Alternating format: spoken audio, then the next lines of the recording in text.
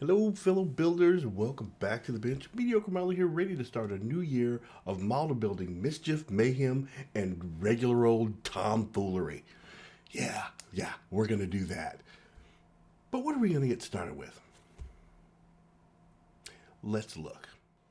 So, before we go to the overhead shot, I just want to preface it by saying one of the things that doing this channel does for me is it gives me structure.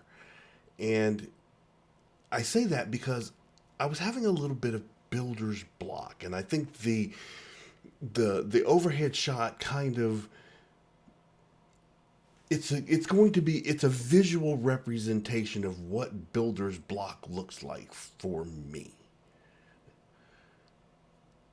And doing this really helps me to get structure because like Adam Savage is always famous for saying over there at Tested, they say, you don't need to know what the whole thing looks like, you just need to know what the next step is.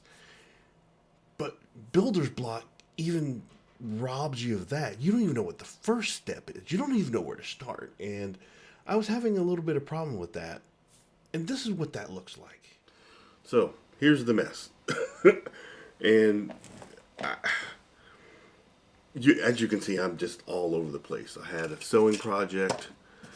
I'm actually found a 3D print of a Cylon that I wanted to use, and it wasn't printing up right, so I printed the head, and it didn't come out, and I printed another head, and that one was better, and then the backpack, it just, so there was that. And then I'm also trying to work on the dark saber, so I got that out, drug that out, and I've got different pieces that I'm trying to get this fit into this so I can get it working. I'm working on the electronics.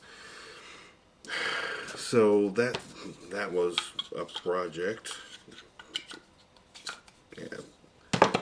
And then, but the actual thing I think I really want to work on, I want to step away from the Star Wars universe and I want to build the phaser rifle.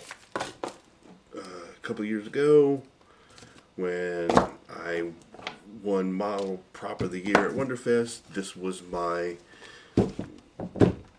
prize. And it's one of those where I'm just like, I'm not ready to do it. I'm not ready to do it because these resin kits can take a lot. There's pitting from the resin. There's a lot of sanding they have to do for your pore spots. And this one, it's heavy. It's solid. It's not a hollowed out 3D print. This is solid resin. And the biggest problem I feel like I'm going to have with this guy. Okay, after this, I'm going to clean the bench off and then we're going to focus on this. But getting these two pieces together to where I'm not going to get any deflection. I don't have to worry about it popping off or falling out. And it's going to take a little bit of work getting these surfaces mated together because my plan is to I've already gone to the store and picked it up. I picked up some threaded rod, and my plan is to get it lined up, okay? And then I need to drill a hole from here straight through the center of this portion into this one so I can install that rod in there. I'm going to JB weld it in there, and that'll keep me from having any lateral deflection. I shouldn't have any vertical deflection either. And the JB weld should hold the two pieces together very nicely, and then I can sand everything down. One of the reasons I haven't done this one is this part here. I've struggled with what I wanted to do with it. I was going to completely cut it out and go into Fusion 360 and redesign that and redo the fins. And then I thought, I don't need to do that. I could just cut it out and I could just replace that with some pieces of styrene, cut in at different lengths. And I might still do that, but I think I'm going to use the Dremel and try and just clean that up a little bit. It's not going to be seen a whole lot, but and as you can see, I've already done some sanding to get rid of some of the seams and everything. And that's kind of the part of trying to get yourself motivated. I do get motivated, then I start it, and then I go, oh, I should be filming. So now that we've got our motivation going and we know what we're going to do, we're going to start working on this. But this disc is a mess and it's driving me nuts, so I'm going to get it cleaned off first.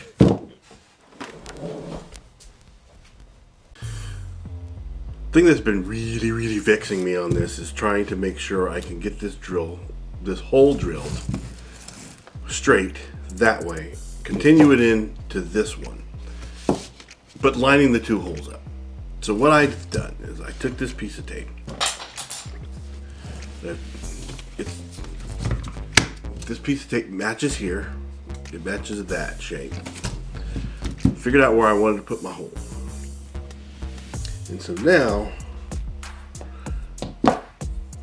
I don't trust my hand to just try and start on an angle and get that going. So I want to kind of flatten that out a little. So we're going to start with the Dremel. We're just try and flatten it out.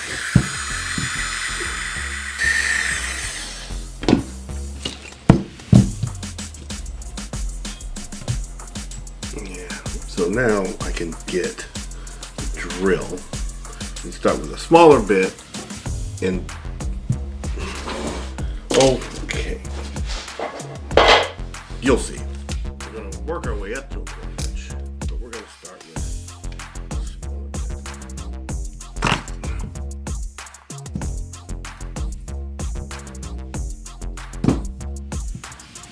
bit. Okay guys, I know what you're thinking, because if I were you watching me doing what I'm doing, I'd be like, dude, clamp it down. I'm gonna get there. Trust me, I'm gonna get there. Just bear with me. Yeah, see, that's the other problem we have, trying to get.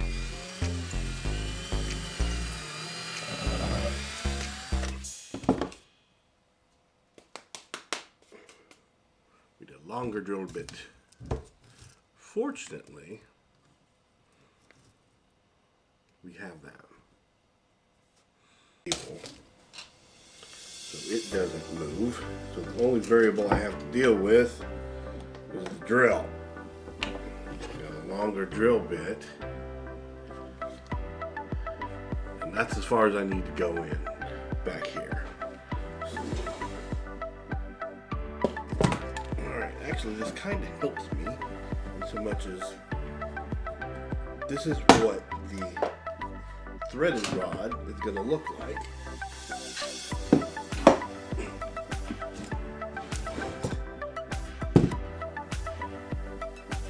Okay, it's not completely straight, but straight enough. Like I said, it just needs to be inside and holding. So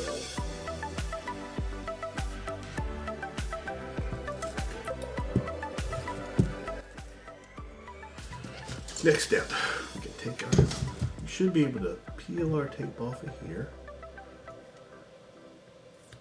All right. And move it over to this guy. Got it lined up. That's where it is. And we're just going to do that.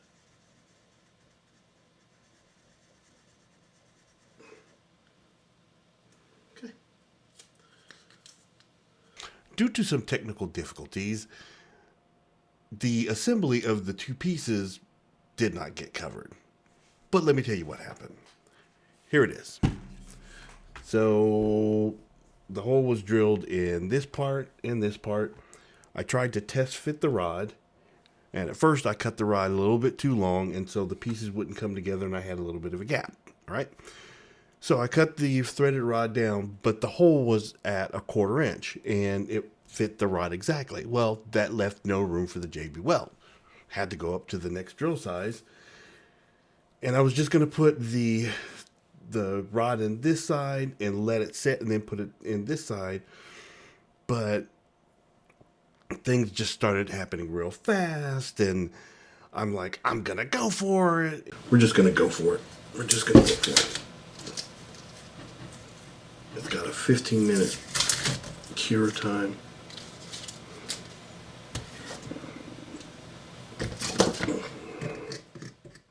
Like I said, I apologize, this is off camera. What I'm doing is scuffing up the edge of the mating surface because it wasn't prepped, so the JB weld would have something to stick to.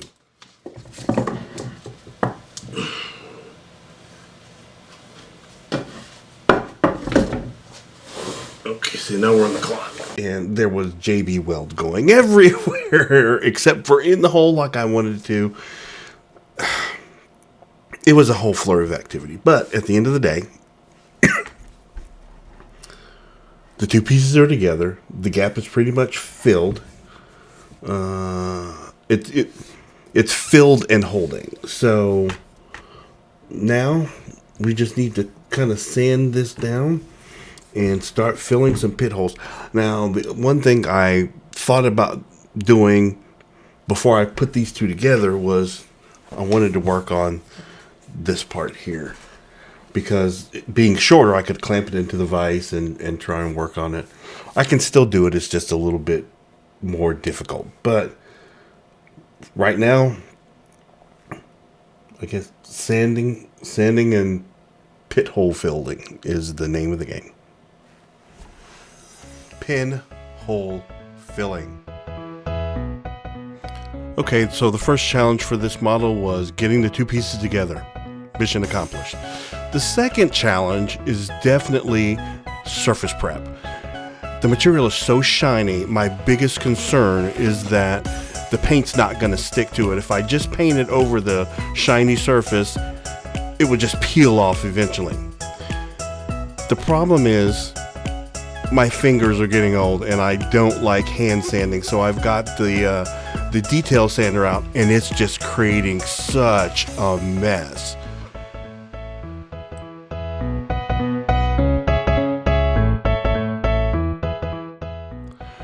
The process of sanding, I discovered some pits and pinholes that need to really be filled. I'm using the JB Weld where normally I would use the Bondo, and I was hoping, since it was the last of the tube, I could just use it up and be done with it. It should have been a 15-minute cure. So in the meantime, I'm getting some other things sanded, but the JB Weld just wasn't drying.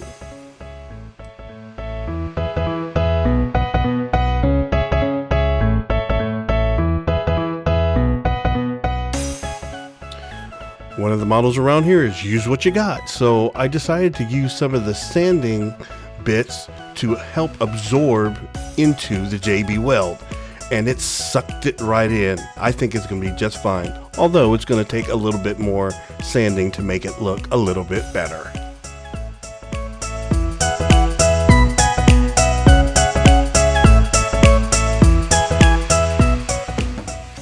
So the parts I'm sanding now are the axial detail pieces that go on the sides of the rifle, the grips, and they look pretty good, although the backs were kind of rounded and I needed to flatten them out. So they took a good bit of sanding to make sure that they were flattened out and they would glue flat against the side of the model.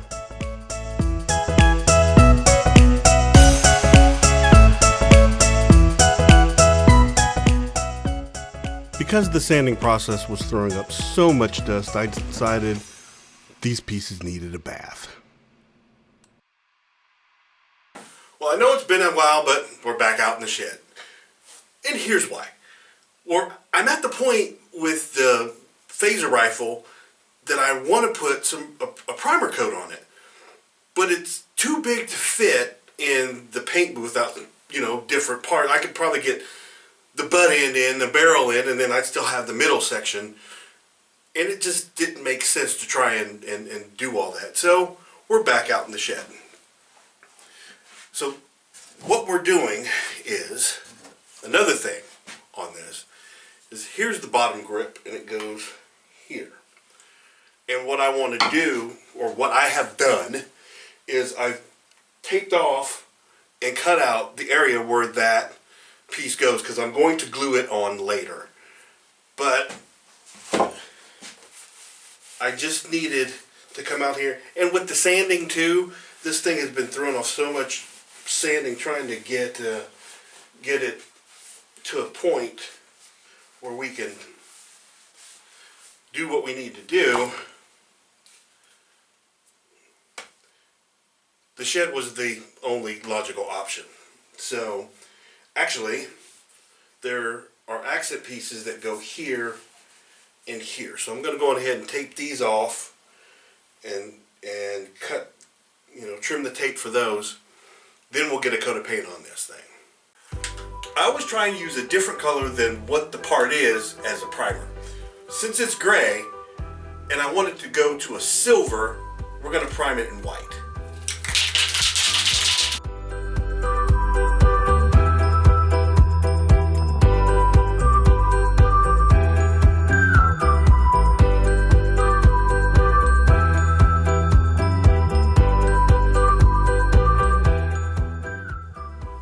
See some sanding in my future. I went a little bit heavy. I think this paint was old. It wasn't covering as well as I wanted it to, so we're gonna let it sit, and then we're gonna come back and see what we got.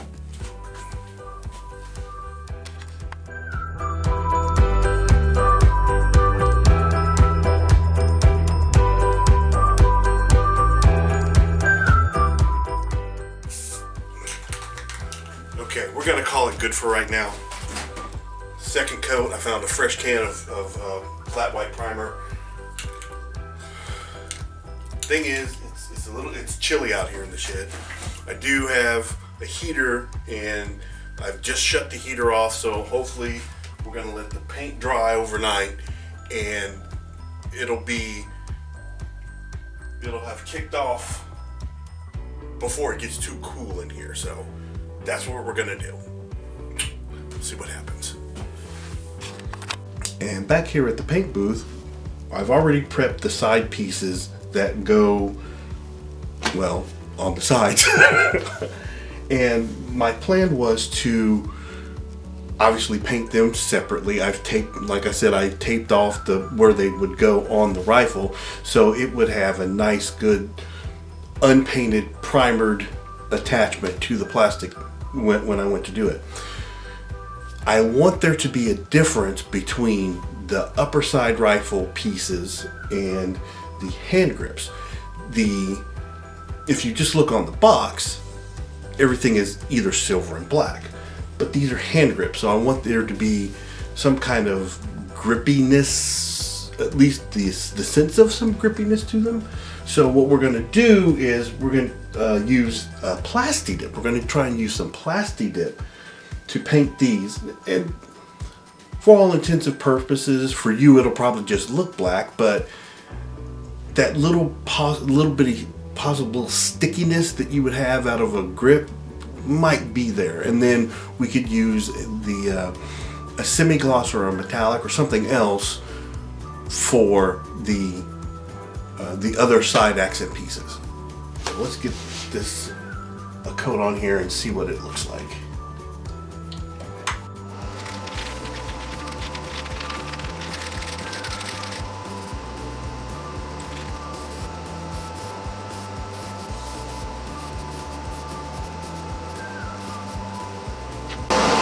Probably gonna have to go with like 2 or 3 coats on this. And that's just coat 1. So let's give that time to cure, and we'll do number 2. Well, we got paint drying in here, we got paint dryer in the shed, and there's not really much we can do, so we're kind of at a impasse. But it's a good place to stop. I do have this one piece to figure out. This is the site that almost kind of looks like a shuttlecraft or something. Anyway, easily sidetracked. But you got to admit, for Star Trek, you put nacelles on here, it looks like a shuttle. I'm not wrong. A couple of things with this. Got to figure out how to mount it. All I've done is sanded the bottom so it's fairly flat. There are two holes on the top of the rifle that were probably for some kind of mounting screws. So I'm going to drill that out, match them up to this, and get it on there straight. It comes with this clear resin piece that goes there. And then I need to check maybe Tricopedia or whatever to see if there's some kind of sight. And actually I could make my own sight to go in there. And then the front end was a flashlight. The thought is always, let's see how much we can closely match the screen accurate thing. But I don't think I really want to do that. I don't because it's resin. I mean, I'd have to drill paths and for the wiring, and it's just not worth it. Especially if since it's just going to be a wall display. So we're going to get it together, but it's going to look good. Just know that. So while I can't do something, you can do something. You can go build something. It's that time. It helps to clear the mind. It helps to, you've had a long week and you're just frustrated with work. Just take your mind off of it and just go. I'd say go sand something, but as much as I disdain sanding. But yeah, just get those creative thoughts flowing and just let yourself go. But until next time, you're gonna have fun, you're gonna be safe, you're gonna go build something, hopefully. We'll see you next time.